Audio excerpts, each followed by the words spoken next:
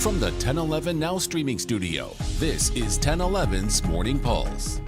Good morning, I'm Danielle Schenk with your Morning Pulse for Monday, March 18th, 2024. Talk about March Madness. We'll get to that Husker news in just a moment, but first, happening today in Lincoln, the City Council will have a second reading and vote on the police department's next chief.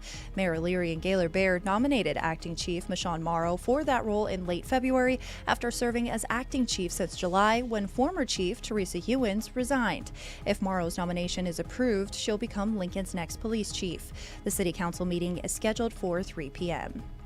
Also happening at that time, Trev Alberts will be formally introduced as the next AD of Texas A&M. This comes less than a week after announcing his departure from UNL, and both Husker basketball teams now taking on the Aggies in the NCAA Tournament. The press conference will mark the first in-person comments from Alberts since he announced he was taking the job. And in the words of Trev Alberts himself on X, well, this will be fun. Both Nebraska basketball teams have made it to the NCAA Tournament, and both will be taking on Texas A&M. What are the odds? The men's game against the Aggies will air on TNT at 5:50 p.m. Central. Then later at 9:30 p.m. Central, the women's game will be on ESPNU.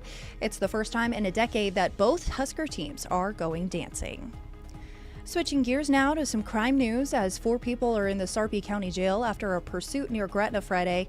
A state trooper spotted a vehicle driving over 100 miles per hour on westbound I-80. As the driver reached the Gretna interchange, they hit an exit sign, and the 4 people inside ran toward the Nebraska Crossing Mall.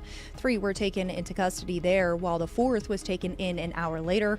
Troopers learned the car was stolen, as well as one of the 3 recovered handguns. Rounding out your headlines is a check of the 7-day forecast.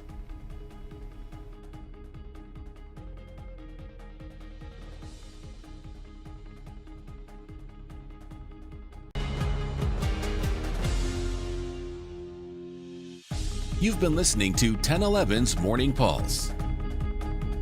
Watch, listen, stream on the 1011 Now app, on YouTube, or wherever you get your podcasts.